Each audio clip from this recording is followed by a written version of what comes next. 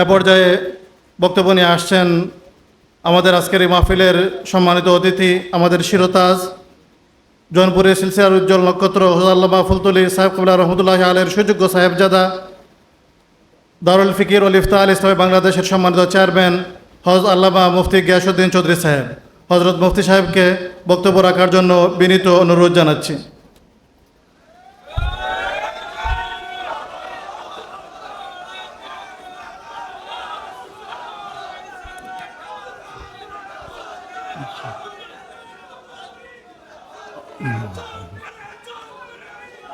السلام عليكم نحمده ونصلي على رسوله الكريم أما بعد فأعوذ بالله من الشيطان الرجيم بسم الله الرحمن الرحيم والذين جاهدوا فينا لنهدينهم سبلنا صدق الله العظيم صلى الله على سيدنا مولانا محمد وعلى آله وأصحابه وسلم صلى الله عليه وسلم সম্মানিত অতিথিবৃন্দ, হাজরিনে কেরাম, আমাদের আজকে যে মহফিল, এই মহফিলের শুরু থেকেই আমি এই মহফিলের সাথে সম্পৃক্ত ছিলাম।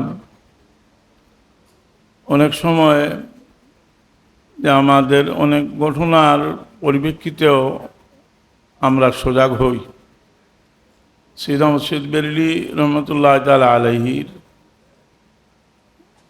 ব্যাপারে অনেক বিরূপ মন্তব্য বিভিন্ন কিছু এই আলিম নামদারি কিছু মানুষের পক্ষ থেকে এরা সৈয়দ আহমদ শহীদ বেরেলভী রহমতুল্লাহ আলাইহির বিরুদ্ধে বিভিন্ন কটূক্তি করার পরে আমরা এটা অনুভব করলাম যে সৈয়দ আহমদ শহীদ বেরেলভী রহমতুল্লাহ আলাইহির কাজ, কর্মজীবন এগুলা সিলসিলার অনুসারীদের কাছে তুলে ধরা উচিত এবং ক্ষুদ্র চেষ্টা আমি প্রথমেই এ ব্যাপারে কিছু লেখালেখি করছি, একটা বইও লিখছিলাম। দেখলাম যে আমাদের অনেক যারা আছেন যে তরিকার মাশায়েখদের সম্পর্কে না জানার কারণে তরিকা থেকে বিচ্ছিন্ন হয়ে যাচ্ছেন। কারণ তরিকা এমন একটা সম্পর্ক যেটার সম্পর্ক শুধু জাহিরের সাথে নয়, জাহির এবং বাতিন দুইটা জিনিস সেখানে আছে। এবং এমন একটা আমাদের মনে আসতে পারে যে আমরা পড়াশোনা করি, মাদ্রাসায় পড়াশোনা করছি, তাহলে আবার তরিকার প্রয়োজন কি? আমাদের যে ইলিম, আমাদের যে জ্ঞান, সেই জ্ঞানকে আমাদের কলবে পৌঁছানোর জন্য সুফিয়া কেরামের সহবতের প্রয়োজন। ছোট্ট একটা ঘটনা বলতেছি। গৌসে পাক মুহিউদ্দিন জিলানী রহমতুল্লাহ আলাইহি সাহেবজাদা, বড় মাপের ওলি, দীর্ঘ লম্বা টাইম বয়ান করার পরে সৈয়দ আহমদ হযরত গৌসে পাক মুহিউদ্দিন জিলানী রহমতুল্লাহ আলাইহি তশরিফ আনলেন। আর ছোট্ট দুইটা কথা বলার পরেই মানুষের অবস্থা অন্যরকম হয়ে গেল। আল্লাহর মারিফত, রসুলে পাগল মহব্বতে কলব ভরপুর হয়ে গেল।